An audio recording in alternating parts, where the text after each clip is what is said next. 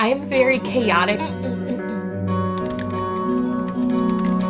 Welcome. My name's Lindsay. I also own ravenmoonreads, which is an online and in-person mini bookstore, I like to call it. I actually have two of them. They're just booths that hold my bookstore within a store that has a bunch of booths. So it's a co-op. I am going to be doing the Booktube Newbie Tag, which I keep seeing other people do it. I didn't even know what it was. I don't know what tags are here on YouTube because I'm new to YouTube. And that's okay. I'm going to figure it out. I Googled this. I found the questions and I'm going to answer them and basically tell you a little bit about me through these questions. I have had this channel since 2020. I started a business March of 2020 and started this YouTube channel and never did anything with it. I was actually refinishing furniture at the time, and within this booth I was also selling Blind Date with a Book. I would sell a few here and there but never really did anything else with it. I've been an avid reader my whole life, so it was just something I kind of did for fun within that booth, but my main focus was the furniture. Fast forward, I realized in 2023, I love doing furniture, but I love reading so much more. I always did really well selling just those handful of Blind Date with a Book, so I'm like, why am I not doing this online? So I brought my Blind Date with a Book to TikTok and sold since then over 5,000 books, which is mind-blowing to me, but I'm super thankful. And since TikTok may or not be going away, I realized even if it doesn't go away, I shouldn't be putting all my eggs in one basket, and I wanted to start a YouTube. So here we are. That's why I started this channel. I always tell my husband I don't think I'm an overly funny person, and he tells me that I am in fact funny, I'm just randomly funny. So I wouldn't say I'm like gonna be that person that makes you laugh the entire time, but I would say I am kind of chaotic. I am very creative, so you're gonna see a lot of videos crafting different bookish things. Obviously I'm gonna share about my mini bookstore, so how I go about doing all my stuff for that. I am a very hands-on person. I like to be doing all the time. So I'm going to bring you along through that chaos. I'm also a mom of 4, so anyway I can share with you how I incorporate reading into my day. I'm going to share all of it. So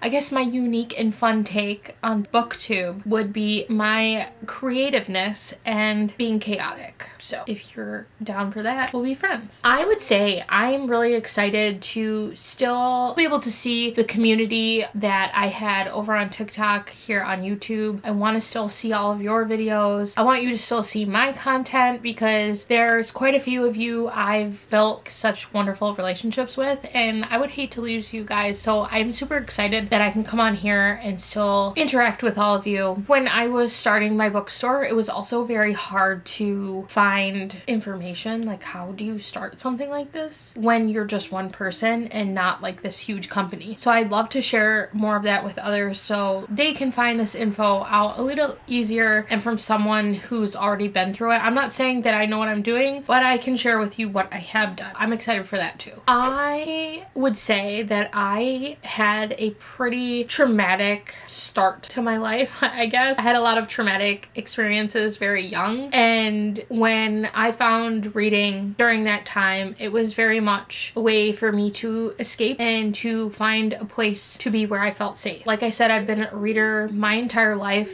Although my reasons for reading has now changed, I definitely think that reading can be a form of self-care. It can be a form of escapism. It can be a way to get your brain thinking. It can be a way to give your brain a break from thinking. There's just so many wonderful things about reading. Reading can be a way for you to connect with others, and I just love that. I love that depending on who you are, depending on what you need during certain points in your life, reading can just be so much. I can't even tell you the very first book I read, but the very first book series that got me into reading and kept me there would be, obviously, for my age group, Harry Potter. Depending on what parent was with me to put me to bed, they would read Harry Potter to me. And I am just the type of person, I can't make a long story short, but I want to give you every single detail. When I tell you a story, you need to know everything. So when my parents would start, they'd be like, okay, well, what page did you leave off last night? And I'd be be like, no, you weren't the person who was reading with me. We have to start over. And I would make them start over. And every night I would just be starting over so the other parent could hear the story too, because they couldn't miss it. And it just seemed totally logical in my kid brain that why would they just want to skip pages to where I left off when they need to hear the story too. So I got tired of going back so my parents could hear what was going on, and I have been reading ever since. I think another series I'd love to mention just because it is my all-time favorite, and that's the abortion?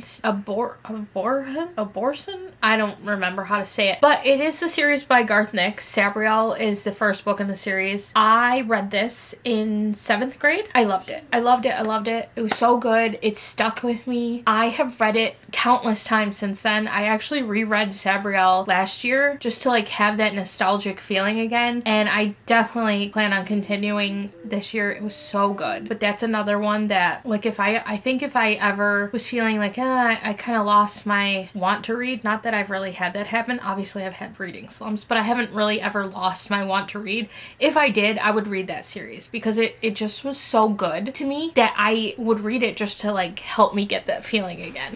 This is a really good one. I don't know. I would say how do you start, but I feel like the answer is just start. So I guess I would just ask them what their best advice would be. You know, what's your best advice to like not burn out, or what's your best advice to keep your subscribers engaged? I mean, there's so many questions you could ask because this is like a whole different platform than I'm used to, but I know a lot of it is just kind of working through and figuring it out. My camera is running out of storage, so I need to continue. The challenges that I think will be hard to overcome as a new booktuber would just be figuring out like the lingo, what to do, how to do things, like I didn't even know what a tag was. I would say I've literally been reading since I was taught how to read. I read in here. This is my library. I read in the car. I read in my bed. I read on the couch. I literally will read anywhere. I've read at a concert. I've read at a wedding. I will read anywhere. Anything physical, ebook, audiobook, anything. I love fantasy. It's like my top genre. But I am very open to reading anything. Like I'll give anything a try. I've recently got into horror. I love thrillers, romance. I love dystopian books. That's like my secret comfort genre, as well as historical romance. Last question. It's all over the place. A lot of it's used, but it's literally all over the place. It's ever changing. This is just like my pretty wall, but it's literally all over my house. Thank you for being here. Make sure you subscribe. Tell me what books you like in the comments if there's any videos you'd love to see, and thank you so much for watching.